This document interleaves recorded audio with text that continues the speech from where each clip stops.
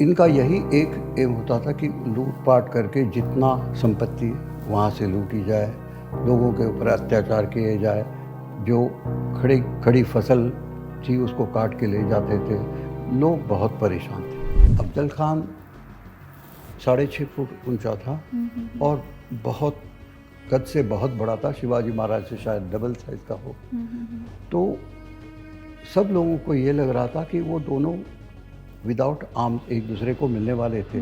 तो हो सकता है कि फिजिकल पावर से वो शिवाजी महाराज को दबा दे, उनकी जान ले ले। जब ये सिचुएशन हो गई कि उन्हें जर्मन्स के खिलाफ इतने रिवर्सेस हो रहे थे, वीसीओज ने कहा कि आप हमें एक परमिशन दे दो जिससे ये पूरा युद्ध का नेचर बदल जाएगा। ये रिजल्ट कि क्या है, तो उन्होंने कहा कि आप हर हर महादेव की जगह में हमें छत्रपति शिवाजी महाराज की जय कहने की परमिशन आप दे दो। वैसे तो ब्रिटिशर्स छत्रपति शिवाजी महाराज के खिलाफ थे। जब ये उन्होंने एक्सेप्ट कर लिया तो मराठा रेजिमेंट में एक नई जागृति आ गई और युद्ध का पलटा नेचर पलट गया। नमस्कार, roots, threads and reflections podcast का आज का एपिसोड सबसे इंटरेस्टिंग होने वाला है, क्योंकि आज हम बात करने वाले हैं प्रौढ़ प्रताप पुरंदर क्षत्रिय कुलावतंस सिंहासनाधीश्वर महाराजाधिराज श्रीमंत महाराज छत्रपति शिवाजी महाराज की। जब भी हम छत्रपति शिवाजी महाराज के इतिहास के बारे में कहीं सुनते हैं, पढ़ते हैं तथा कहीं महाराज जी के इतिहास के बारे में कहीं दृश्य देखते हैं, तब हमारा अस्तित्व एक अलग ही ऊर्जा से भर जाता है और ये ऊर्जा हमें स्वतंत्र भारत का स्वतंत्र और जिम्मेदार नागरिक बनने के लिए प्रेरित करती है। आज इस एपिसोड में हमारे साथ अतिथि है कर्नल मोहन काकतीकर जी। कर्नल मोहन काकतीकर जी जब सर्विस में थे तब हमारे उस समय के भारत के राष्ट्रपति महोदय जी के साथ सर डिप्टी मिलिट्री सेक्रेटरी पद पर कार्यरत थे। आज कर्नल सर ने हमें बहुत अच्छे से छत्रपति शिवाजी महाराज के इतिहास के बारे में बताया और इतिहास में वो हमें लेके गए। मुझे विश्वास है आप सबको ये एपिसोड बहुत अच्छा लगेगा, इसलिए आप इस एपिसोड को सबके साथ शेयर कीजिए, मेरे चैनल को सब्सक्राइब कीजिए। Enjoy the show. सर नमस्कार। नमस्कार। कैसे हैं आप? मैं बिल्कुल ठीक हूँ, आप बताइए। मैं भी अच्छी हूँ सर। सर आप हमें बताइए, आपने मराठा रेजिमेंट में सेवा की है तथा आपकी ऐसी कौन सी पोस्टिंग्स रही है, आपने कहाँ कहाँ सेवाएं दी है, इसके बारे में आप हमें बताइए। मैडम, जब मैं आर्मी में मैंने ज्वाइन किया तो मैंने मराठा रेजिमेंट के लिए ऑप्ट किया था, क्योंकि आपको पता है कि हम सब ने मराठा हिस्ट्री में पढ़ा था बचपन से ही। मैं खुद एक मराठा होने के नाते मैंने मराठा रेजिमेंट के लिए ऑप्ट किया। मैं भाग्यवान था कि मुझे मराठा रेजिमेंट अलॉट हो गई और फिर मैंने 7 मराठा लाइट इन्फेंट्री ज्वाइन की। उरी में मैंने 65 वॉर में वहाँ हिस्सा लिया। उसके बाद में मैं आर्मी सिलेक्शन बोर्ड में 4 साल रहा, जो एक बहुत इम्पॉर्टेंट अपॉइंटमेंट थी। उसके बाद मैंने हमारे आर्मी के लिए एक बहुत इम्पॉर्टेंट कोर्स है staff college which is Wellington, that I did. उसके बाद में मुझे हमारे ऑफिसर्स को पढ़ाने के लिए कॉलेज ऑफ कॉम्बैट, जो हमारा महू में स्थित है, वहाँ कार्य करने का मौका मिला। वहाँ मैं 1.5 साल रहा और उसके बाद मेरा सिलेक्शन भूटान में इंडियन मिलिट्री ट्रेनिंग टीम में जाने के लिए हुआ।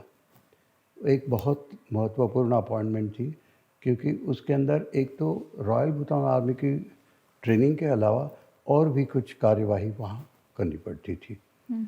उसके बाद में मैंने 15 मराठा लाइट इन्फेंट्री की कमांड की, जो एक इंडियन आर्मी की बहुत बहादुर बटालियन है, जिसके अंदर वेस्टर्न थिएटर में सबसे ज़्यादा डेकोरेशंस मिली हुई है। उस पलटन को मैंने 3 साल कमांड का जम्मू कश्मीर में।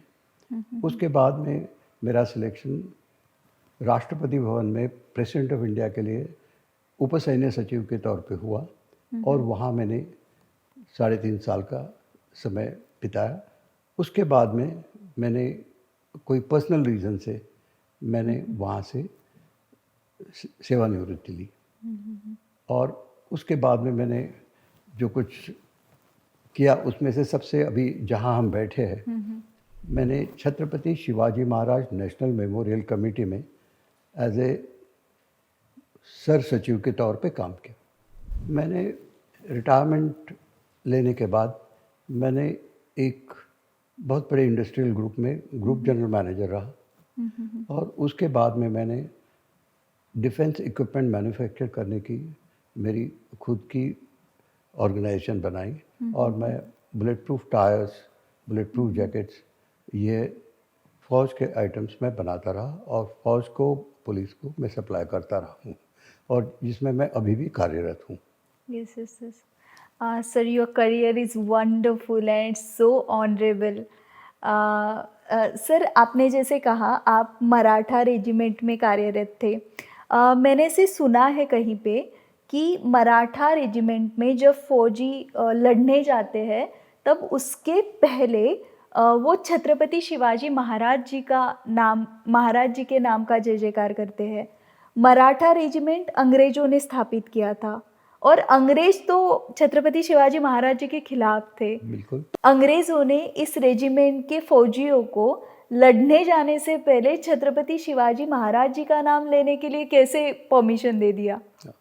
आप अगर मराठा रेजिमेंट में जाएंगे तो आपको हर एक कदम में शिवाजी महाराज का प्रेजेंस फेल्ट होगा क्योंकि मराठा रेजिमेंट के लिए छत्रपति शिवाजी महाराज एक भगवान के समीप है। आपको जैसे पता है कि जो प्रेजेंट मराठा रेजिमेंट है ये ब्रिटिशर्स ने जब स्थापित की थी तो ये बम्बई में इनका जो डिपो था इसके प्रोटेक्शन के लिए की थी और यही आगे चल के फिर जब ब्रिटिश का राज्य पूरे हिंदुस्तान में आ गया तो मराठा रेजिमेंट में कन्वर्ट हो गई। पहले इस रेजिमेंट का वॉर क्राई, मतलब वॉर क्राई का मतलब ये है कि जब हम अटैक में जाते हैं तो हम या तो भगवान का नाम लेते हैं या कोई देवता का नाम लेते हैं या कोई बड़े हमारे जो लीडर्स हैं उनका नाम लेते हैं। तो पहले मराठा रेजिमेंट हर हर महादेव के नाम से हमले में जाती थी। मगर सेकंड वर्ल्ड वॉर के दौरान जब नॉर्थ अफ्रीकन कैंपेन में अलाइड फोर्सेस के रिवर्सेस हो रहे थे, जर्मन्स आगे एडवांस कर रहे थे, वहाँ बहुत सारी मराठा पलटनें तैनात थी। तो उस समय जब ये रिट्रीट हो रही थी तब अंग्रेज़ ऑफिसर्स ने उस समय के वीसीओ जिसको बोलते थे कि जो आजकल जेसीओ कहा जाते हैं, जूनियर कमीशन ऑफिसर, तो उनसे पूछा कि हम क्या करें जिसकी वजह से हमारा ये युद्ध का जो हमारा परिणाम हमारी तरफ से हो, अच्छा हो। तो उस समय वीसीओ ने कहा कि आप हमें एक परमिशन दे दो जिससे ये पूरा युद्ध का नेचर बदल जाएगा, ये रिजल्ट बदल जाएगा। और तो ये उन्होंने पूछा कि क्या है, तो उन्होंने कहा कि आप हर हर महादेव की जगह में हमें छत्रपति शिवाजी महाराज की जय कहने की परमिशन आप दे दो। वैसे तो ब्रिटिशर्स छत्रपति शिवाजी महाराज के खिलाफ थे, मगर जब ये सिचुएशन हो गई कि उन्हें जर्मन्स के खिलाफ इतने रिवर्सेस हो रहे थे तो उन्होंने इसको एक्सेप्ट कर लिया। और जब ये उन्होंने एक्सेप्ट कर लिया तो मराठा रेजिमेंट में एक नई जागृति आ गई और युद्ध का पलटा नेचर पलट गया और फिर मराठों ने एडवांस कर दिया और जर्मन्स पीछे हट गए। यस। तब से हमारा वॉर क्राई बोल श्री छत्रपति शिवाजी महाराज की जय ये रहा है और इसी वॉर क्राई से मराठों ने बहुत सारे युद्ध सम्मान हासिल किए हैं। सर, ये जैसे आपने कहा कि ये महाराज जी का जब जय जयकार करते हैं तो अलग सी जागृति हमारे फौजियों में आती है।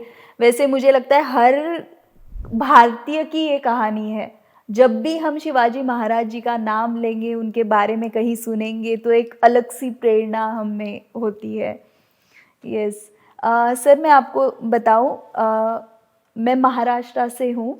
तो महाराष्ट्र में मराठी मीडियम में हमारी 4th स्टैंडर्ड की किताब होती थी, उसमें छत्रपति शिवाजी महाराज जी का इतिहास होता था। तो सर मुझे याद है जब हम स्कूल में थे, हमारे गुरुजी हुआ करते थे सर रमेश गुरुजी, तो वो हमें छत्रपति शिवाजी महाराज जी की जो वो किताब थी हमारे इतिहास की, वो ऐसे पढ़ाते थे जैसे कि वो हमें कहानियाँ सुना रहे हैं। और मुझे याद है कि मुझे तो ऐसे लगता था कि सर बस इतिहास ही पढ़ाए। और मुझे आज भी वो सब सीन याद आता है, कैसे क्लास होता था, कैसे हम सब बच्चे बैठते थे और जैसे ही सर बोलते थे कि आज इतिहास पढ़ाएंगे तो सब बच्चे लाइक वाओ ऐसे करते थे और हम स्टोरी सुनते थे। वैसे हम आज भी छत्रपति शिवाजी महाराज जी की सब स्टोरीज आपसे सुनेंगे। तो सर सबसे पहले आप हमें बताइए कि छत्रपति शिवाजी महाराज जी का जन्म तो 1630 में हुआ, तो उसके पहले हमारे भारत में क्या राजकीय परिस्थिति कैसे थी, सामाजिक परिस्थिति कैसे थी, कौन रूल कर रहा था भारत में, भारत के ही राजा थे या बाहर से कोई आए हुए लोग रूलिंग पार्टी में थे। तो ये सब हमें छत्रपति शिवाजी महाराज जी के जन्म से पहले की आप सब सिचुएशन बताइए। हाँ, ऐसे था कि जब छत्रपति शिवाजी महाराज का जन्म हो गया तो उस समय जो हिंदू रूलर्स थे वो सब खत्म हो गए थे। लास्ट वॉज विजयनगर एम्पायर जो था वो अलाउद्दीन खिलजी ने ख़त्म कर दिया था। उसके बाद में हमारे वेस्टर्न महाराष्ट्र में बीजापुर में आदिल शाही थी, अहमदनगर में निजाम शाही थी, नीचे गोलकोंडा में कुतुब शाही थी। और ये सब इस पूरे एरिया को अलग अलग हिस्सों में बांट के कवर करते थे। और महाराष्ट्र की स्थिति बहुत बहुत ख़राब इसलिए थी क्योंकि जो रूलर उस समय शक्तिमान होता था वो उस एरिया को ऑक्यूपाई कर लेता था। और इनका यही एक एम होता था कि लूटपाट करके जितना संपत्ति वहाँ से लूटी जाए, लोगों के ऊपर अत्याचार किए जाए, जो खड़ी फसल थी उसको काट के ले जाते थे। लोग बहुत परेशान थे, बिल्कुल स्टेबिलिटी नहीं थी। तो उस हालत में जो मराठास थे वो मराठास एज सच देवर मार्शल, मतलब मार्शल कास्ट तो है ही। तो वो अपने अपने ग्रुप में कोई आदिल शाह के साथ में काम करता था, कोई निज़ाम शाही के साथ करता था, कोई कुतुब शाही के साथ करता था। और वो अपने आप में भी लड़ते थे और अपने मास्टर्स के लिए भी लड़ते थे। तो ऐसे हालत में शिवाजी महाराज के पिताजी शाहजी महाराज ये भी बीजापुर के पहले तो निज़ाम के साथ थे, बाद में बीजापुर के आदिल शाही के नौकरी में आ गए। छत्रपति शिवाजी महाराज जी के जो पिताजी है शाहजी राजे, उनके पिताजी मालोजी राजे तथा छत्रपति शिवाजी महाराज जी की जो माताजी है जीजाबाई, उनके पिताजी, ये सब जो मराठे सरदार हुआ करते थे ये खुद के लिए नहीं लड़ते थे या मराठा राज्य था ही नहीं। बिल्कुल सही। हाँ। तो ये सब उस समय क्या चीज़ थी कि कुछ प्रदेश उनको दिया जाता था ये रूलर्स की तरफ से, वहाँ वो अपना कंट्रोल रखते थे, वहाँ से वो सेस जमा करते थे और उसी पैसे से वो अपनी छोटी छोटी आर्मी के ग्रुप्स मेंटेन करते थे। और ज़रूरत पड़ने के ऊपर जैसे आदिल शाह का एरिया है तो आदिल शाह के पास सर्विस में जाते थे, निज़ाम शाह का तो वहाँ जाते थे। और फिर इनके एक दूसरे के अंदर भी काफ़ी झगड़े होते थे ज़मीन के ऊपर से, कई बार उनके एक दूसरे के अंदर लड़ाइयाँ होती थी। तो टोटल इंस्टेबिलिटी उस एरिया में थी, मतलब जनता बहुत तंग थी, कोई रूल ऑफ लॉ नहीं था। तो ऐसे टाइम में छत्रपति शिवाजी महाराज का जन्म हुआ। कौन और सा दिन था वो सुनहरा दिन, डेट क्या थी? वो उनका जन्म हुआ था 19 फरवरी 1630 में, शिवनेरी फोर्ट में उनका जन्म हुआ। उनकी माताजी जीजाबाई थी, जो सिंदखेड़ के लखूजी जादव जी की बेटी थी। और वो बहुत धार्मिक थी। उसे स्टेट क्राफ्ट की भी नॉलेज थी, क्योंकि लखूजी जादव ये एक बहुत बड़े सरदार थे। और उनके कई पीढ़ियों से उनके पास बड़ी फौज फाटा हुआ करता था।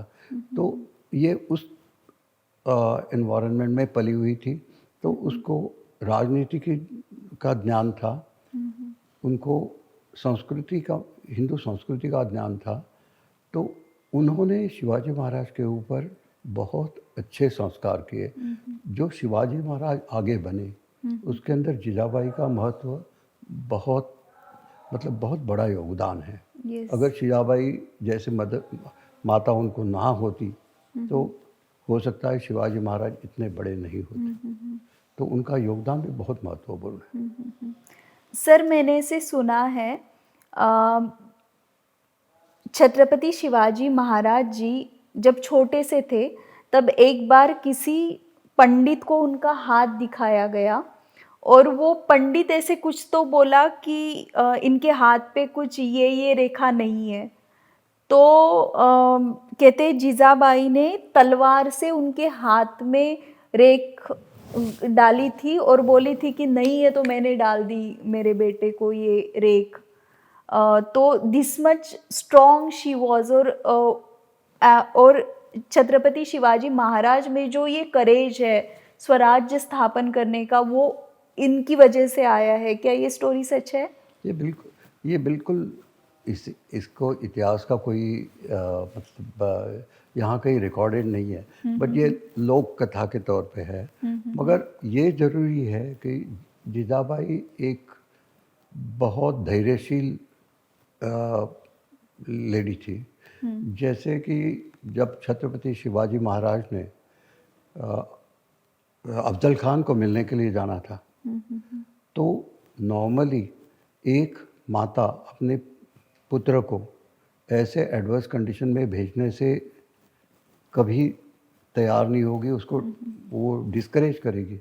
मगर उन्होंने, जब छत्रपति शिवाजी महाराज को बाकी सब उनके एडवाइज़र कह रहे थे कि आप नहीं जाना, तो उन्होंने अपने माताजी से फरमाइश किया। और फिर भी शिवाजी महाराज ने और एक चीज़ की। लोगों का ये कहना था कि अफजल खान 6.5 फुट ऊंचा था और बहुत कद से बहुत बड़ा था, शिवाजी महाराज से शायद डबल साइज का हो। तो सब लोगों को ये लग रहा था कि वो दोनों विदाउट आर्म्स एक दूसरे को मिलने वाले थे। तो हो सकता है कि फिजिकल पावर से वो शिवाजी महाराज को दबा दे, उनकी जान ले ले। तो इसलिए शिवाजी महाराज ने उनको मिलने नहीं जाना है।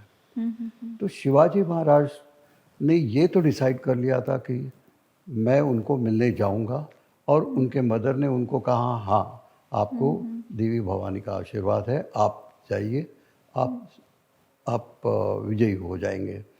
तो मगर लोगों को विश्वास नहीं हो रहा था। तो इसलिए शिवाजी महाराज ने एक बहुत अच्छी बात की। 2 दिन पहले जब दिन तय हुआ था, तो उन्होंने कहा कि मुझे देवी का मेरे सपने में साक्षात्कार हो गया है। अच्छा। और मुझे देवी ने कहा कि आप विजयी हो जाएंगे, जिससे लोगों का मनोबल बढ़ गया। हाँ, मतलब लोगों को ऐसे लगेगा कि हमारे राजा जो है वो देवी की कृपा में है, प्रोटेक्टेड और है। लोगों का मनोबल बढ़ गया। नहीं तो लोगों का मनोबल बहुत नीचा था। तो इससे लोगों का मनोबल बढ़ गया। और छत्रपति शिवाजी जी ने और अफजल खान के साथ जो आगे हुआ वो तो आपको विदित ही है कि उसमें उनका बहुत बड़ा विजय होगा, या वो उनका सबसे बड़ा विजय था शुरू में, जहाँ से मराठा स्वराज्य की शुरुआत हो गई थी। सर, जैसा आपने कहा कि छत्रपति शिवाजी महाराज जी का जो जन्म है वो शिवनेरी किले पे हुआ, तो जन्म के बाद जो बाल शिवबा था, बालक था, उसका सब जीवन कैसे था? उनको किसने उनको युद्ध शैली किसने सिखाई? वो कैसे थे बचपन में? मतलब सुना है कि वो जो मावड़े हुआ करते थे, दोस्त इकट्ठा करते थे, उनको मतलब दोस्त बनाने का बहुत शौक था। तो वो सब आप हमें बताइए, उनके बालपन का सब। शिवाजी महाराज के शुरू के जन्म के बाद कुछ साल तक शिवाजी महाराज अपने पिताजी के साथ रहे, मगर बाद में राजकीय अस्थिरता की वजह से शाहजी महाराज ने जीजाबाई और शिवाजी महाराज को उनकी जो पूना की जागीर थी वहाँ रखा, क्योंकि और तब शाहजी राजे कहाँ थे? शाहजी राजे उस समय बेंगलोर प्रोविंस में थे और उस समय वो आदिल शाह के नौकरी में थे। तो उस समय शिवाजी महाराज के ऊपर जो इन्फ्लुएंस था वो खास करके उनके माताजी का था और उन्होंने ये पक्का कर लिया था कि ये मेरा बेटा आगे चल के एक योद्धा बनेगा, एक राज्यकर्ता बनेगा। तो इस तरीके से उनको जीजाबाई ने पूरी ट्रेनिंग दे दी थी। उनको शस्त्र विद्या, घुड़सवारी, स्टेट क्राफ्ट, इतना ही नहीं बल्कि एडमिनिस्ट्रेशन, जो उस समय क्या होता था कि उनके जागीर में जो डिस्प्यूट्स वगैरह होते थे वो लेके जीजाबाई के पास वो लोग आते थे। तो उस समय शिवबा उनके साथ रहते थे और उन्होंने अपने माताजी को इन चीज़ों को हैंडल करते देखा था और उससे उन्होंने ये सब उनके ऊपर ये संस्कार हुए। उन्होंने रामायण, महाभारत और बाकी हिंदू ग्रंथों का भी उन्होंने पठन करवाया और जिस वजह से शिवाजी महाराज का एक जो बेस था, आप क्या कहेंगे जिसको, मतलब जो उनका एक सांस्कृतिक से उनका जो सांस्कृतिक लेवल थी उनकी जो सोचने की, वो एक इस तरीके से बन गई थी कि वो एक स्टॉन्च हिंदू होते हुए उनके अंदर ह्यूमैनिटेरियन क्वालिटीज़ भी अच्छी तरह से डेवलप हो गई थी और इसके लिए उनकी माताजी जिम्मेवार थी। Sir, you are from Maharashtra, so you know Marathi. तो हम मराठी में एक फ्रेज बोलते हैं, बाळाचे पाय पाळण्यात दिसतात। मतलब कि जो बालक होता है वो आगे क्या करेगा वो जब वो छोटा होता है तब पता चलता है। तो छत्रपति शिवाजी महाराज जब बालक थे तब उनमें से क्या खूबियाँ थी, क्या अलग कुछ था जिसकी वजह से कोई बोल सकता था कि हाँ ये आगे जाके कुछ बड़ा करेगा? उस समय शिवाजी महाराज जब छोटे थे तो इनके बहुत सारे मित्र थे और आगे आप देखेंगे यही मित्रों में से उनके कई सरसेनापति बन गए, कोई उनके सूबेदार बन गए, कोई उनके मिनिस्टर्स बन गए। तो उस समय शिवाजी महाराज काफ़ी जो पूना और उसके साथ वाला जो एरिया था, काफ़ी जंगलों में घुमा करते थे अपने मित्रों के साथ में, शिकार में जाते थे और लोगों को मिलते थे। जैसे मैंने बताया उनकी जो जागीर थी, जागीर के जो डिस्प्यूट्स वगैरह होते थे उनमें जो चीज़ें चलती थी उसमें इंटरेस्ट लेके देखते थे और उनका धार्मिक मनोवृत्ति तो उनकी पहले से ही थी। तो इन सब का इन्फ्लुएंस छत्रपति शिवाजी महाराज के ऊपर हुआ और जब उन्होंने सबसे पहले फर्स्ट मूव अपनी जब की स्वराज्य स्थापित करने के लिए, तो यही उनके जो मित्र थे, जैसे बाजी पासलकर था, तानाजी मालुसरे था और येसाजी कंक था, तो ये सब उनके साथ में थे और यही आगे चल के स्वराज्य के बड़े स्तंभ बन गए। सर, आज के महाराष्ट्र का जो सबसे एक बड़ा और सबसे महत्वपूर्ण शहर है पुणे, वो जब छत्रपति शिवाजी महाराज के पिताजी शहाजी राजे ने छत्रपति शिवाजी महाराज और उनकी माताजी जिजाबाई को पुणे में भेजा था, तब कुछ नहीं था, तब एक जंगल के समान था। और शिवबा ने, जब वो बहुत छोटे थे, तब से ही पूना डेवलप करना शुरू किया था। तो इस ये फेज़ में क्या चल रहा था, ये सब आप हमें बताइए। जब शिवाजी महाराज और जिजाबाई पूना में आ गए तो पूना पहले उद्ध्वस्त हो चुका था लड़ाई में। पूना में ये हालत थी कि मराठी में कहते हैं कि गाढवाचा नांगर फिरवला। That means total destruction of the city had taken place and that is the time when त्यावेळेला शिवाजी महाराज, मैं सॉरी, फिर मैं थोड़ा सा मराठी में ब्रेक कर जाता हूँ।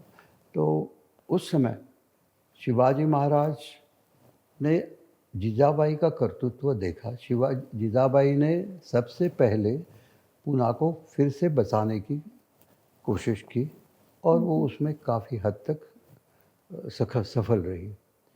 पानी के स्रोत जो थे पूना में, सबसे पहले किसी भी शहर के लिए पानी के स्रोत की ज़रूरत होती है। Sir, sorry to disturb you, मैंने अब तक यही सुना था कि जिजाबाई एक बहुत अच्छी माता थी। मतलब उसने, शिवाजी महाराज एक बच्चे में जो भी क्वालिटीज़ डालनी चाहिए एक माँ की तरफ से, वो सब किए। आपसे मैं सुन रही हूँ कि she was like a ruler also. She was, yes. तो उन्होंने सबसे पहले वहाँ पानी के स्रोत जो डिस्ट्रॉय हो चुके थे, ख़त्म हो चुके थे, उनको रिस्टोर करवाया।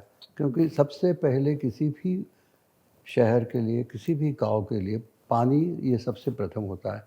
तो उन्होंने जो पानी के स्रोत थे उसको उन्होंने ठीक कराया। उनमें से कई अभी भी ज्वलंत है पूना में।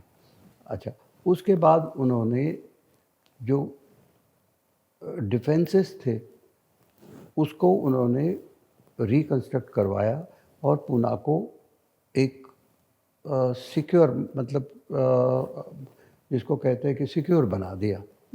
और उसी समय उन्होंने, उनका ये भी विचार था कि अगर आपके पास जागीर होती है तो जागीर का महत्व ये होता है कि उसमें से आपको रेवेन्यू मिले। तो रेवेन्यू तब मिलता है जब वहाँ खेती हो, जहाँ कोई व्यापार हो, उद्योग हो, और ये तब हो सकता है जब वहाँ शांतता और अच्छा एडमिनिस्ट्रेशन हो। तो जिजाबाई ने इसका बहुत अच्छा प्रयास करके पूना को फिर से रीएस्टैब्लिश कर दिया। ये उनकी बहुत बड़ा योगदान था। और ये इसलिए था कि जैसे मैंने बताया, वहाँ सिंदखेड के लखुजी जादव के फैमिली से वो थी, उनको इन चीज़ों का काफ़ी मतलब ज्ञान था, इन्होंने देखा हुआ था। तो उसका यूज़ करते हुए जिजाबाई ने पूना को फिर से रीएस्टेब्लिश कराया। तो शिवाजी महाराज को ये अपने बचपन में ही ये एडमिनिस्ट्रेशन की चीज़ें देखने मिल गई। उसी समय जैसे मैंने बताया, उनकी जो युद्ध शास्त्र में ट्रेनिंग भी हो गई। तो उस समय जो शिवाजी के पिताजी शहाजी राजे अपना स्ट्रगल कर रहे थे, तो उस समय उनको अपने जागीर के लिए और ध्यान ना देना पड़ा और वो अपने खुद को उन्होंने फिर से आदिल शाही दरबार में उन्होंने खुद को फिर से अपने को रीएस्टैब्लिश करना था। तो वो कर पाए। और इसकी वजह से दोनों चीज़ें हो गई। एक तो छत्रपति शिवाजी महाराज का जो अपब्रिंगिंग था वो एक अच्छे एनवायरनमेंट में हो गया, उनकी ट्रेनिंग हो गई। दूसरा, छत्रपति शाहजी राजे को अपना जो राजकीय काम पूरा करना था आदिल शाह के दरबार में, वो अपना कर पाए। सर, छत्रपति शिवाजी महाराज जी ने जब वो 15 साल के ही थे तब रायरेश्वर के मंदिर में स्वराज्य की शपथ ली थी। अ, उसके पहले बहुत सारे मराठा सरदार रह चुके हैं, लाइक उनके पिताजी ही थे शाहजी राजे, उनके पिताजी थे मालोजी राजे, मालूम। या आपने जैसे कहा लखूजी जाधव जी का घराना था, ऐसे बहुत सारे सरदार थे मराठा। लेकिन फिर उन्होंने खुद का साम्राज्य स्थापन करने के बारे में नहीं सोचा। और फिर छत्रपति शिवाजी महाराज में ऐसे कहाँ से मतलब वो क्षमता आई? और यही यही डिफरेंस मतलब शिवाजी महाराज में और बाकी जो मराठा सरदार थे, काफ़ी मराठा सरदार थे, जेधे थे, शूर थे, हाँ वीर शूर थे। थे, वीर थे, उनके पास फौज थी। खेम सावंत थे सावंतवाड़ी में, चंद्रराव मौर्य थे दावली में। इस तरीके से काफ़ी मराठा सरदार थे, मगर उन सब के दिल में यही था कि मैं मेरे छोटी सी जागीर को ठीक रखूं, और इस तरीके से क्योंकि जो लोकल रूलर है उसके साथ में मैं उसके पनाह में रहूं और मैं अपने को और मेरे जागीर को ठीक रखूं। छत्रपति शिवाजी महाराज ने ये देखा कि जो रूलर थे, जैसे आदिल शाह था या निज़ाम शाह था या कुतुब शाह था, तो ये बहुत जुल्म करते थे। जो रैयत थी, मतलब जो जनता थी, जो मतलब एग्रेरियन, आपको जिसको मराठी में वो कहते हैं कि जो ज़मीन के वो करते हैं, फार्मिंग करते हैं, उन लोगों को बहुत मुश्किल आती थी। क्योंकि एक तो पहले तो कभी भी सिक्योरिटी, कभी भी कोई दुश्मन का फौज आके उनका धान काट के लेके निकल जाती थी, और अगर धान उनका आ भी गया तो जो सरदार थे वो उनके पास आके कभी कभी 50%, 60%, 70% उनका पूरा अनाज लूट के ले जाते थे। अच्छा। तो शिवाजी महाराज जी देखते हुए उनको ये बहुत बुरा लगता था, और तब उनके दिल में ये प्रेरणा जागृत हुई कि ये मैं सब रोकूंगा और मैं एक स्वराज्य स्थापन करूंगा। ये नहीं कि हिंदुओं का स्वराज्य स्थापन करूंगा, बट उन्होंने एक स्वराज्य लोकल जो लोग थे, क्योंकि ये बाकी जो रूलर्स थे उसमें से काफ़ी बाहर से आए थे, कोई टर्क थे, कोई एबिसिनियन हबशी बोलते थे जिसको, नीग्रोस थे। तो ये जब बाहर के रूलर थे तो उन्होंने ये सोचा कि मैं एक इंडिजिनियस राज को स्थापित करूं और मेरे लोगों का वेलफेयर मैं देख सकूं। ये उनके दिल में प्रेरणा उत्पन्न हुई। तो और ये वहाँ से हो गई, जैसे मैंने आपको बताया, पहले तो उन्होंने अपने पुणे के जागीर को सेव करवाया, उसको डेवलप करवाया, उन्हें अपने माता जी का काम देखा, और तब उनके दिल में ये आ गया कि क्यों न मैं एक मराठा राज्य बनाऊं। और तब वो जाके उन्होंने रोहिडेश्वर में जब शपथ ली, तो शपथ लेने के बाद उन्होंने तोरना फोर्ट था उसको उन्होंने अपने कब्जे में ले लिया, और उसके बाद राजगढ़ को कब्जे में ले लिया। जब ये चीज़ें उन्होंने की, तब ये हो गया कि वहाँ के जो लोग थे, तब तक शिवाजी महाराज और जीजाबाई के अच्छे एडमिनिस्ट्रेशन की बहुत कीर्ति महाराष्ट्र में हो गई थी। तो वो लोगों का सहकार्य उन्हें मिला, और कंसोलिडेशन उन्होंने अपने जो एरिया उनके कंट्रोल में आ गया उसका उन्होंने कंसोलिडेशन किया। इसके अलावा एक बहुत बड़ी चीज़ शिवाजी महाराज ने शुरू में ही डिसाइड की थी। उन्होंने कहा था, मैं किसी मेरे सरदार को जागीर नहीं दूंगा। मेरी जो आर्मी होगी वो सब पेड आर्मी होगी। अच्छा। उसमें क्या डिफरेंस है मैं आपको समझाता हूँ। ये बहुत बड़ी चीज़ थी। हम्म। पहले क्या होता था कि एक सरदार को, जैसे आदिल शाह ने या निज़ाम शाह ने कहा कि ये जावली, जैसे चंद्रराव मौर्य को कह दिया कि ये आपका है, आप उसमें से 50% सेस जमा करो या 80% करो या 10% करो। और उससे फिर चंद्रराव मौर्य वर्चुअली उस एरिया का राजा खुद को समझता Yes. था। और आगे ये हुआ भी। जब शिवाजी महाराज ने चंद्रराव मौर्य को स्वराज्य में आने के लिए कहा तो चंद्रराव मौर्य ने कहा आप कौन है, मैं यहाँ का राजा हूँ। जब जब शिवाजी महाराज जी ने जावड़ी प्रोविंस का, हाँ, जावड़ी पे शायद युद्ध किया था, जावड़ी से या मोरे से, वही ये चंद्रराव मौर्य है वही क्या? चंद्रराव मौर्य थे। तब शिवाजी महाराज को जब चंद्रराव मौर्य ने चैलेंज किया तब शिवाजी महाराज ने जावली में जाके युद्ध करके जावली के ऊपर कब्जा कर लिया। और ये उनका सबसे पहला एक्सपेंशन, मतलब province, I would say, achievement. हाँ, अचीवमेंट था। और एरिया इन्होंने कैप्चर करके अपने राज्य की सीमा बढ़ाई। यस। सर, इसके थोड़ा हम पीछे जाते हैं, मुझे अभी याद आया। जब आपने जैसे कहा कि माँ साहेब का, छत्रपति शिवाजी महाराज जी की माता जी जीजाबाई का पूना का डेवलपमेंट करने में बहुत बड़ा योगदान है, तो उस समय ऐसे होता था, मैंने पढ़ा था कि कोल्हे, क्या बोलते कोल्हा को हिंदी में?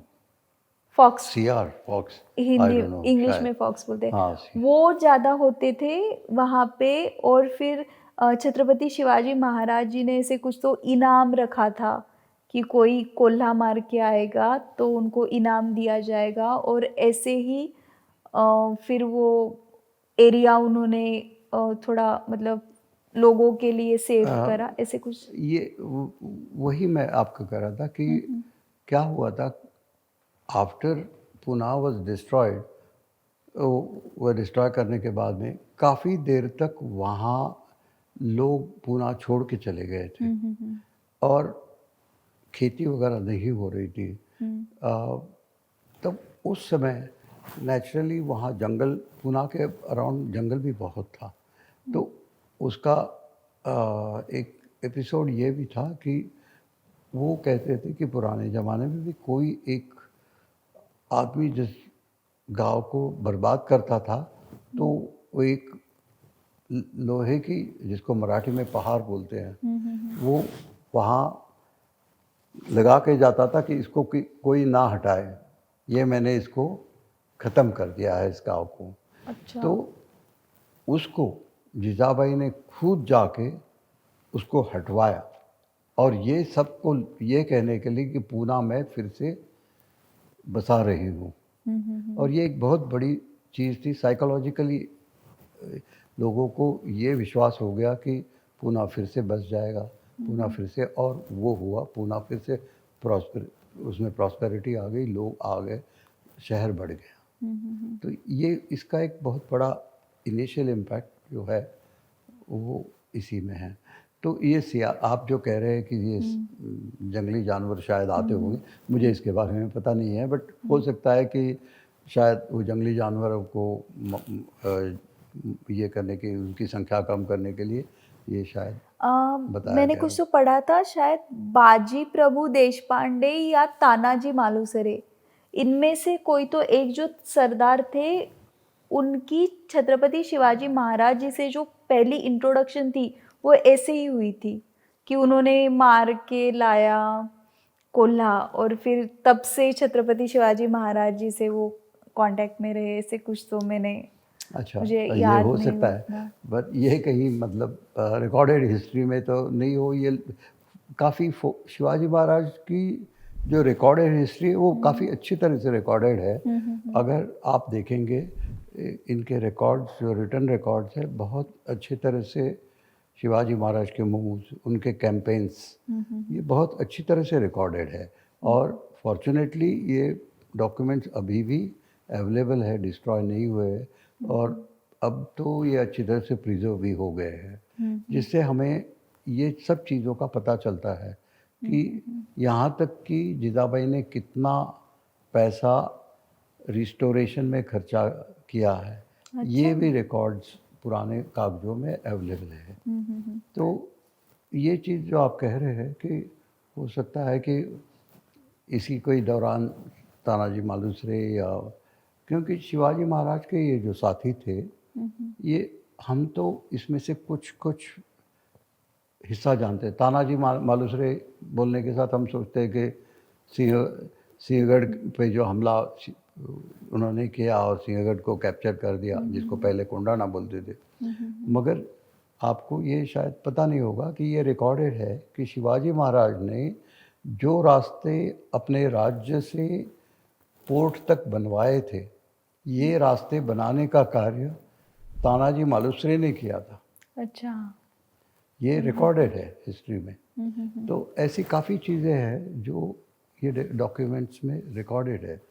मगर क्या होता है, जो बड़ी सी चीज़ें हैं, क्योंकि सिंहगढ़ के ऊपर कब्जा करना ये बहुत बड़ी चीज़ थी, तो शायद उसी को हिस्ट्री में हमने भी पढ़ा, बचपन में आपने भी पढ़ा शायद, और लोगों को भी विदित है। मगर ये बाकी छोटी छोटी चीज़ें जो है ये भी हिस्ट्री में है, बट शायद उसमें इतना ध्यान लोगों ने दिया नहीं है।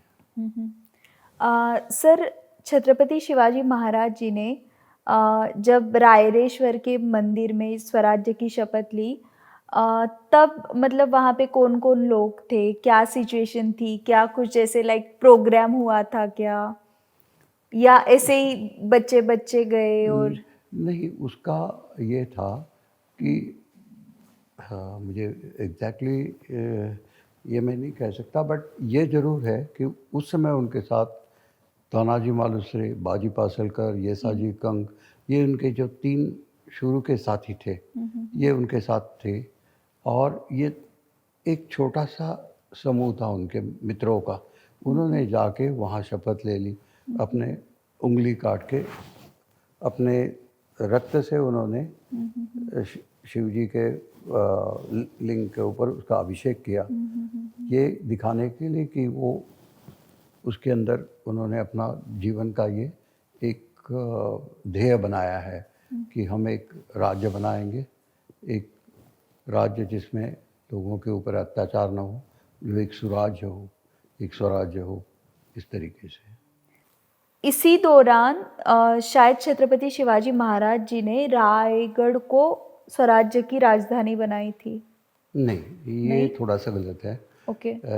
शिवाजी महाराज की पहली राजधानी राजगढ़ थी। राजगढ़। रायगढ़ में तो शिवाजी महाराज ने बाद में उनके अभिषेक से पहले अपनी राजधानी बनाई थी। हाँ हाँ। पहले राजधानी उनकी राजगढ़ थी। राजगढ़ हाँ, थी। और बाद में शिवाजी महाराज ने रायगढ़, क्योंकि रायगढ़ अगर डिफेंसिबिलिटी अगर आप देखेंगे तो रायगढ़ बहुत डिफेंसिबल फोर्ट है।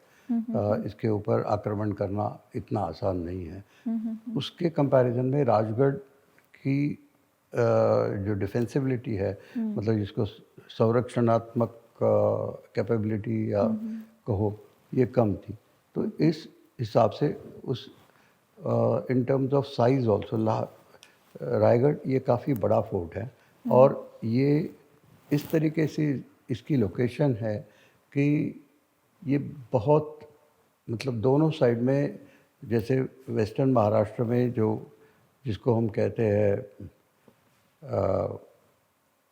जो कोंकण की साइड जो है, और घाट जिसको हम कहते हैं, ये दोनों साइड को डोमिनेट करता है। इसलिए इसका बहुत महत्व था, और इसीलिए शिवाजी महाराज ने इसको राजधानी करके चुना था। सर, ये जो सब छत्रपति शिवाजी महाराज का प्रवास चल रहा था, तब क्या तब निजामशाही तो नष्ट हो चुकी थी, आदिल शाह था, या तब मुग़ल थे, तो क्या उनको पता नहीं चल रहा था कि कोई तो है ऐसा राजा एक उभर के आ रहा है, जो मतलब विजय पा रहा है, जिसने पूना डेवलप किया है? तो तब उनका क्या मतलब रिलेशन था या कैसे क्या चल रहा था आदिल शाह और छत्रपति शिवाजी महाराज के बीच? वो शुरू में तो ये था कि पूना तो जागीर शाहजी महाराज की थी, तो उसको डेवलप करने में आदिल शाह का कुछ ज़्यादा वो नहीं था। पर जैसे उन्होंने तोरना हासिल किया, राजगढ़ हासिल किया और राजगढ़ और कैसे सब हासिल किया? मैं बता रहा हूँ आपको कि उसके बाद में जब उसने जावली में एरिया कैप्चर कर लिया, तब आदिल शाह को लगा कि ये तो मेरे राज्य में इलाके कैप्चर करते जा रहा है और ये मुझे थ्रेट बन रहा है। उस समय फिर उन्होंने पहली बार शिवाजी महाराज का ये सोचा कि इसका निर्मूलन होना ज़रूरी है। तो उसी समय फिर जो अगला चैप्टर खुल गया, जिसमें अफजल खान शिवाजी महाराज के इसके लिए आ गया, तो ये बाद का चैप्टर है। तो तब तक तो क्योंकि उस समय औरंगज़ेब इतना साउथ में बिजी, ये साउथ में उनका प्रभाव नहीं था, वो राजपूतों का संहार करने में शुरू में लगा था। उनका राणा प्रताप के साथ संग्राम चल रहा था, तो उस समय तो वहाँ बिजी रहा। तो राजपूतों का संहार करने के बाद फिर जब उन्होंने देखा कि मेरे खिलाफ अब कौन है, तो शिवाजी है, तब औरंगज़ेब ने अपना पूरा अटेंशन नीचे साउथ में दे दिया। छत्रपति शिवाजी महाराज ने इस दौरान औरंगजेब के जुन्नर एरिया पे भी आक्रमण किया था। आक्रमण किया।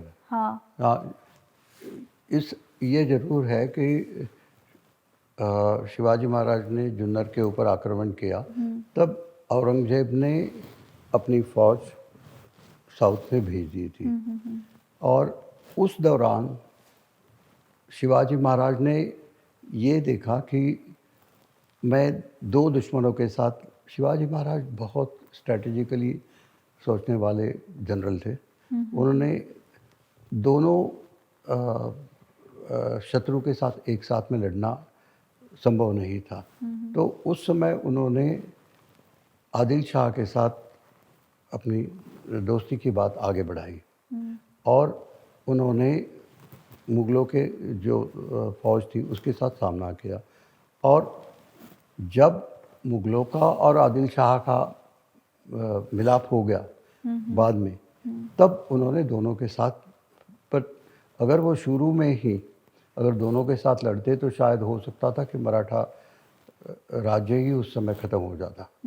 तो ये उनकी बहुत बड़ी दूरदृष्टि थी।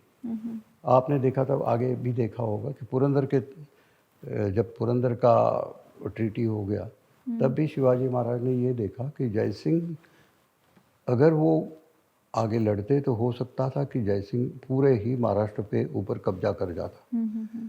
तो इसीलिए शिवाजी महाराज ने एक बहुत बड़ी मूव करके 23 किले उनको हैंड ओवर कर दिए, उनके टर्म्स एग्री कर दिए और वो दिल्ली चले गए, जिससे उन्होंने स्वराज्य को बचाया। तो वो उनकी दूरदृष्टि थी इन चीज़ों में कि किस तरीके से कौन से जो दुश्मन का धोखा है उसको किस तरीके से उसको सामने जाए। सर, जैसे कि आपने कहा छत्रपति शिवाजी महाराज जी ने आदिल शाह के साथ मिलके मुग़लों के साथ लड़ाई की, तो मतलब आदिल शाह से राजी कैसे हो गया छत्रपति शिवाजी महाराज के साथ मुग़लों के अगेंस्ट? क्योंकि मुग़ल ये नहीं है कि औरंगजेब भी चाहता था कि ये जो आदिल शाही थी उसको वो नष्ट करे। लेकिन आदिल शाह के जो दुश्मन थे वो छत्रपति शिवाजी महाराज भी तो थे। नहीं, उस समय तो जैसे मैंने कहा कि शिवाजी महाराज के पिताजी शाहजी राजे ये आदिल शाह के सरदार थे, उसमें थे, उनके सरदार थे। और जो आप कह रहे हैं कि शिवाजी महाराज इस तरीके से उन्होंने पेश किया कि आदिल शाह को भी औरंगजेब का मतलब जो मुग़ल एम्पायर का थ्रेट आदिल शाह को भी था। अच्छा। हाँ, और इसलिए आदिल शाह ने भी जो शिवाजी महाराज ने जो मूव की वो आदिल शाह ने उस समय के लिए, क्योंकि वहाँ क्या होता था कि थोड़े समय के लिए लोकल इंटरेस्ट जो क्लैश करते तो एक दूसरे के साथ अपने एक दूसरे के साथ वो मिल भी जाते थे। बाद में जब ये हुआ कि बाद में शिवाजी महाराज ने कुछ देर तक मुग़लों के साथ मिलके आदिल शाह के साथ भी लड़ाई की। ये तो इंटरेस्ट एक दूसरे के साथ वेरी हो जाते हैं, लोकल इक्वेशन बदली हो जाते हैं।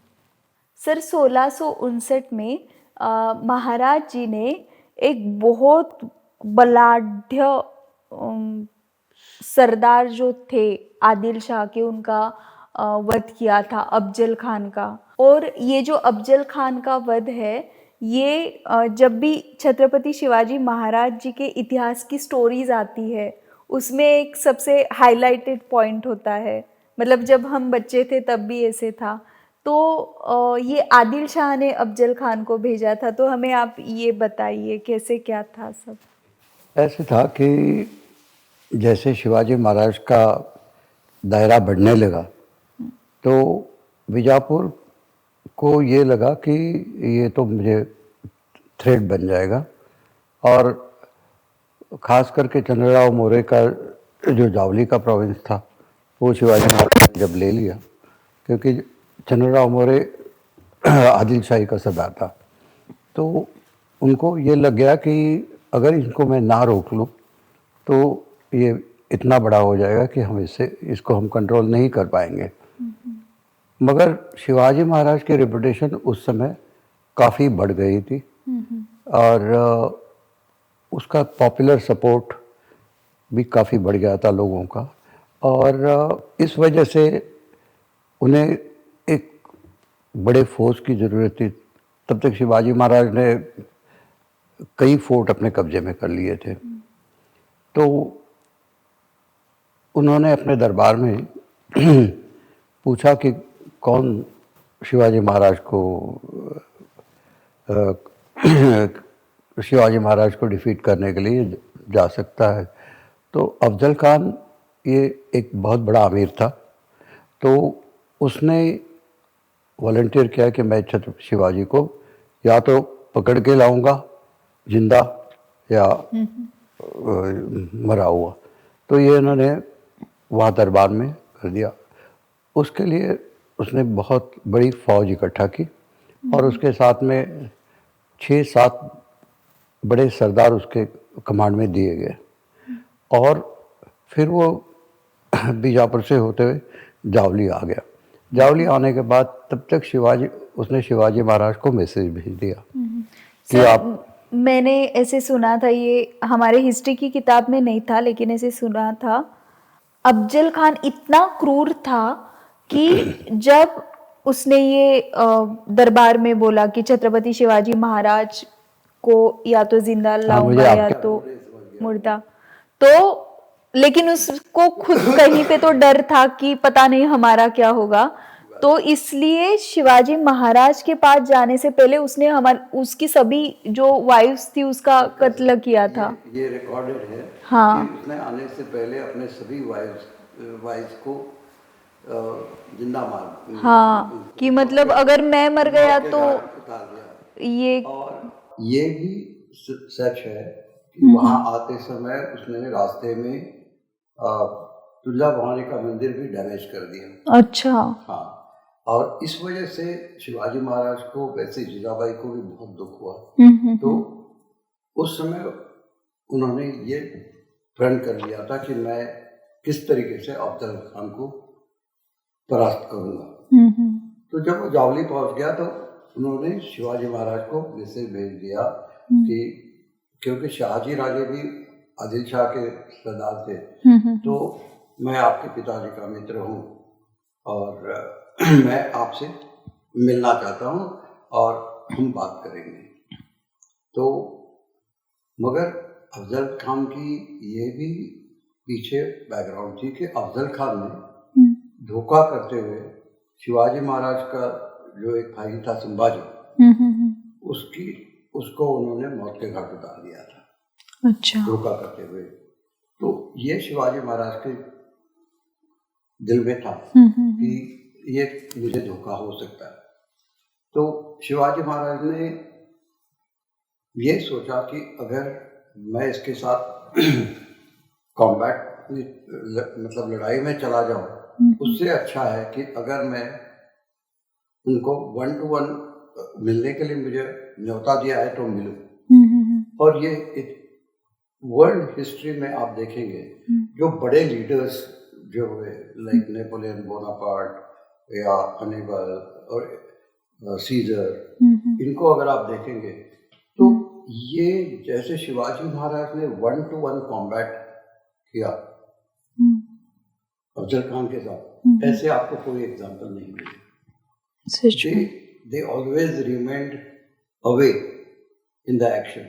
Shivaji Maharaj was one of the few leaders, or rather only leader, who directly got involved in a physical combat with his adversary. मतलब अपने दुश्मन के साथ जो लड़ाई में खुद उन्होंने दुश्मन के साथ पर्सनली 1 to 1 लड़ाई की। यही बात शिवाजी महाराज के बाद थोड़ा सा मैं डाइग्रेशन करके आपको बता रहा हूँ कि ये जो बड़े लीडर थे, इनमें से बहुत कम लोगों ने एक्चुअली अपने फोर्सेस को फिजिकली लीड किया। शिवाजी महाराज ने बैटल ऑफ वनी डिंडोरी में जब ये सूरत के दूसरे रेड के बाद वापस आ रहे थे, तो एक मुगलों की बहुत बड़ी फौज ने उनको कन्फ्रंट किया। तो ये वहाँ ये वनी डिंडोरी की बैटल वहाँ हुई थी। तो उसमें शिवाजी महाराज की फौज कम थी और मुगलों की फौज बड़ी थी, मगर और ये पहली ऐसी बड़ी बैटल प्लेन्स में शिवाजी महाराज ने लड़ी थी। शिवाजी महाराज की बाकी जो लड़ाइयाँ थी वो माउंटेन्स में थी, तो जहाँ आप बड़े फोर्सेस अप्लाई नहीं कर सकते। तो इस लड़ाई में शिवाजी महाराज ने खुद अपने फोर्सेस को कैवेलरी में लीड किया था। तो ये भी एक दूसरा एस्पेक्ट है कि 1 to 1 कॉम्बैट में शिवाजी महाराज एग्री हो गए। और जैसे मैंने पहले आपको बताया कि सब लोगों के एडवाइस के खिलाफ शिवाजी महाराज ने ये उसका न्योता स्वीकार कर लिया। और उनका मनोबल बढ़ाने के लिए, जैसे मैंने कहा कि उन्होंने कहा कि मुझे देवी ने ये रिकॉर्डेड है देवी का जो सपना, ये रिकॉर्डेड है। तो इस वजह से लोगों का मनोबल बढ़ गया। तो शिवाजी महाराज प्रतापगढ़ में थे और उन्होंने प्रतापगढ़ के मैं बेस तो नहीं कहूँगा, उसके आधे रास्ते में एक थोड़ी सी प्लेन जगह है, वहाँ उन दोनों का मिलने का तय हो गया। शामियाना बनाया हुआ था, शामियाना लगाया गया और इन्होंने दोनों ने कहा था कि हम बिना हथियार के आएंगे। और इन्होंने ये भी डिसाइड कर लिया था कि दोनों साइड से 4 मतलब बॉडीगार्ड्स आएंगे। तो वहाँ अफजल खान पालकी में आ गया, शिवाजी महाराज पैदल फोर्ट से नीचे उतर के आ गए। और जब वो अंदर चले गए तो अफजल खान बहुत शरीर से बहुत बड़ा और ऊंचा था, तो उसने शिवाजी महाराज को आने के लिए कहा कि आप आओ, मिलते हैं, गले मिलते हैं। तो जब शिवाजी महाराज उसके नजदीक आ गए तो उसने शिवाजी महाराज को अपने हाथ के जकड़ में लिया और उनकी गर्दन को उसने, क्योंकि शिवाजी महाराज की ऊंचाई कम थी, तो उनको गर्दन उसने दबाने की कोशिश की, मगर शिवाजी महाराज ने ऑलरेडी इसकी तैयारी की थी। उन्होंने अपना बॉडी आर्मर पहना हुआ था, चेन आर्मर जिसको कहते हैं अंदर। तो अफजल खान ने उनके सर को दबाते हुए दाहिने हाथ से उनके ऊपर डैगर से वार किया, मगर चेन आर्मर होने की वजह से वो लगा नहीं। तो शिवाजी महाराज ने अपने हाथ में ऐसे कहा जाता है कि इसमें कुछ लोग कहते हैं कि उनके पास भी डैगर था, मगर ये कहा जाता है कि उनके हाथ में जो वागनर जिसको कहते हैं कि टाइगर्स क्लॉज, और एक टाइगर्स क्लॉज आपको पता है कि लंदन में भी रखा हुआ है म्यूजियम में, जो suppose to be Shivaji Maharaj ने यूज किया हुआ है। तो वो जब आप इसको पहनते हैं, मैंने उसको देखा है, तो आप इसको बंद करेंगे तो उसके क्लॉथ जो है अंदर हाथ के अंदर बंद हो जाते हैं। अच्छा। तो ये शिवाजी महाराज ने पहना था। तो शिवाजी महाराज ने उसके साथ अफजल खान के पेट में उसको घोंप दिया और उनके पेट में या पीठ पे? हाँ, पेट में और उनके जो अंदर के अवयव उनके पूरे बाहर आ गए। तो जब आ गए तो उसी समय जब ये हो गया तो उसने बड़े जोर से दगा कहा। तो उसका सैयद बंडा करके एक बॉडीगार्ड था, उसने शिवाजी महाराज के ऊपर वार किया, वार करने की कोशिश की, मगर जीवा महल जो शिवाजी महाराज का एक गार्ड था, तो उन्होंने अपने एक ही तलवार के वार में उसका हाथ तोड़ दिया, इसलिए शिवाजी महाराज वहां बच गए। और उतने में जो अफजल खान का जो वकील था, मैं उसका नाम भूल रहा हूँ, ये एक ब्राह्मण था, तो उसके पास अफजल खान की स्वॉर्ड थी, तो वो तलवार थी, तो उसने वो तलवार खींच करके शिवाजी महाराज के ऊपर वार करने की कोशिश की। तो उसको भी शिवाजी महाराज के बॉडीगार्ड ने उसको भी उसी समय उसका शिरच्छेद कर दिया या उसका सिर उड़ा दिया। इस तरीके से फिर भी अफजल खान अपना पेट पकड़ के, जहाँ से खून और उसके पेट को पकड़ते हुए वो बाहर दौड़ के चला गया और थोड़े डिस्टेंस के ऊपर उसका जो पालकी रखी थी और उसके साथ जो कैरियर्स होते हैं उनको भोई कहते हैं मराठी में, तो वो 4 लोग उसको लेके वहाँ खड़े थे, तो वो जाके उसके अंदर गिर गया। तो वो लोगों ने पालकी उठा के दौड़ना शुरू किया। तो इतने में शिवाजी महाराज का एक बॉडीगार्ड वहाँ आया और उसने अफजल खान का सर कलम कर दिया और वो ये जो कैरियर्स थे उनके पैरों पे वो ऊपर वार करके उनको भी जाया कर दिया। तो उसके बाद में ये जब हो गया तो उसके बाद में शिवाजी महाराज वापस चले गए। उनको खुदा खाता उनको कुछ भी इंजरी नहीं हुई थी, तो वापस चले गए। और जैसे वो ऊपर चले गए कोर्ट में, इन्होंने एक सिग्नल था, उन्होंने गन्स फायर कर दी, जिससे जावली के एरिया में बहुत बड़ी फौज अफजल खान की जो इकट्ठा थी, उसके चारों तरफ शिवाजी महाराज ने अपनी फौज को डिप्लॉय किया था, लगा दिया। अच्छा। और जैसे ही उन्होंने सुना तो मराठों ने अफजल खान के फौज पे अटैक किया, और वैसे भी अफजल खान के मृत्यु की खबर वहां आ गई थी, तो उनका डर ही गए होंगे हो गया। और बहुत बड़े संख्या में युद्ध के तो उसके हथियार, हॉर्सेस और बहुत बड़ा खजाना, ये पूरा शिवाजी महाराज के हाथ में लग गया। और ये शिवाजी महाराज का पहला बहुत बड़ा विजय था, मतलब ये battle of Pratapgarh.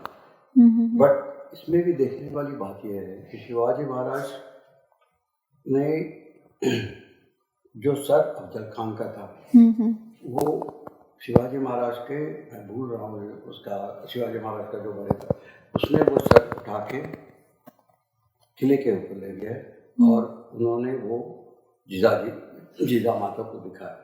But Shivaji Maharaj के ऑर्डर में उसको डिसऑनर ना करने की वजह से उनको एक कंटेनर में रख के किले के दरवाजे में रखा गया और बाद में उसको कई दिनों के बाद उसको दफना दिया गया। अफजल खान की जो बॉडी थी वो वहाँ पड़ी हुई थी, तो शिवाजी महाराज ने उसको पूरे इत्मीनान से दफा कर दिया, दफन कर दिया। और ये भी कहा जाता है, पता नहीं ये रिकॉर्डेड है कि नहीं, बट उसका जो बेटा फाजिल खान था उसको बुला के उसको उन्होंने उसको उसके लास्ट राइट्स करवाए। और मैं प्रतापगढ़ में गया हूँ, वहाँ आज भी शिवाजी महाराज ने एक जगह उनको तोड़ के दी, तो जहाँ उसकी कब्र बनाई गई है, और कुछ जमीन भी दी ताकि वो कब्र मेंटेन रहे, वो आज भी वहाँ है। सर, जैसे कि आपने कहा अफजल खान बहुत तगड़ा था, ऊंचा भी था, और छत्रपति शिवाजी महाराज अफजल खान के कंपैरेटिवली हाइट से छोटे थे। तो छत्रपति शिवाजी महाराज के रूप के बारे में, वो कैसे दिखते थे, उनकी शरीर यष्टि कैसी थी, ये क्या कैसे डॉक्यूमेंटेड है? ये मैं बताता हूँ आपको। इसके बारे में रिकॉर्ड में लिखा हुआ है। राजस्थान के जो राजा जयसिंह था, उसका एक क्लार्क था, वो हर दिन रिपोर्ट राजा जयसिंह को दिल्ली से भेजता था। जब शिवाजी महाराज औरंगजेब को मिलने आगरा चले गए, तो उस आदमी ने शिवाजी महाराज का वर्णन अपने रिपोर्ट में किया है, वो जयपुर के रिकॉर्ड्स में अवेलेबल है। उसमें ये लिखा है कि Shivaji Maharaj was of middle height but very fair, handsome, and somewhere in British records it is mentioned that his weight was 68 kg. अच्छा। And same letter also mentions about Sambhaji, because Sambhaji was with Shivaji Maharaj, that Sambhaji was also very handsome young man, accompanied he was ये भी बहुत दिखने में सुंदर थे छत्रपति संभाजी महाराज भी, और ये वहाँ जयपुर के रिकॉर्ड में ये लिखा हुआ है। क्योंकि बीच में कई लोग ये भी कह रहे थे कि शिवाजी महाराज रंग से काले थे, देखने में अच्छे नहीं थे, मगर ये लिखा हुआ है जो हर दिन ये क्लार्क अपना रिकॉर्ड महाराजा जयसिंह को भेजता था, और ये पत्र जयपुर के डॉक्यूमेंट्स में अवेलेबल है। तो उससे पता चलता है कि शिवाजी महाराज। सर, छत्रपति शिवाजी महाराज जी के बारे में बोलने के लिए बहुत है, क्योंकि उनका जो कर्तृत्व है, उन्होंने जो हमारे भारत के लिए, भारत के हिंदू लोगों के लिए, मराठा लोगों के लिए जो किया है, वो बहुत बड़ा कार्य है। तो हम एक एपिसोड में इतना सब कुछ जो उनका कार्य है वो नहीं कर सकते हैं, तो हमने सोचा कि इस एपिसोड को पार्ट्स में हम डिवाइड करेंगे। तो यहाँ अफजल खान की स्टोरी पे हम ये जो फर्स्ट पार्ट है वो फिर क्लोज करते हैं। नेक्स्ट पार्ट में हम आप ही के साथ छत्रपति शिवाजी महाराज जी के आगे के कार्यकाल के बारे में बात करेंगे। Sir, thank you so much, आपने हमें आपका इतना महत्वपूर्ण समय दिया, और आपने हमारे सभी व्यूवर्स के लिए छत्रपति शिवाजी महाराज के बारे में बहुत अच्छे से सब बताया। Thank you so much sir. Thank you so much. आपके साथ बात करने में बहुत खुशी हुई। शिवाजी महाराज, जैसे आपने कहा कि ये पूरे देश के लिए, खाली ना हिंदू के लिए ना मराठों के लिए, बट ये पूरे देश के लिए एक वंदनीय व्यक्ति है जो अपने समय से बहुत आगे थे। उनके कई जो पर्सनालिटी के एस्पेक्ट्स हैं उसके बारे में हम बात नहीं कर पाए हैं, वो शायद हो सकता है हम अगले एपिसोड में बात करें, क्योंकि जो 400 साल पहले उन्होंने किया वो शायद आज के भी राज्यकर्ता शायद ना कर पाए, इसलिए वो हमारे लिए बहुत वंदनीय है। और यही मैं आपको कहूँगा कि आप ये बहुत अच्छा कार्य कर रही कि शिवाजी महाराज का मैसेज आप सबके पास पहुंचा रही हैं। Thank you. सर, हम इस एपिसोड के नेक्स्ट पार्ट में आपसे फिर से मिलेंगे छत्रपति शिवाजी महाराज जी के जो बहुत बड़ा कार्य है उसके बारे में सुनने के लिए। Thank you so much.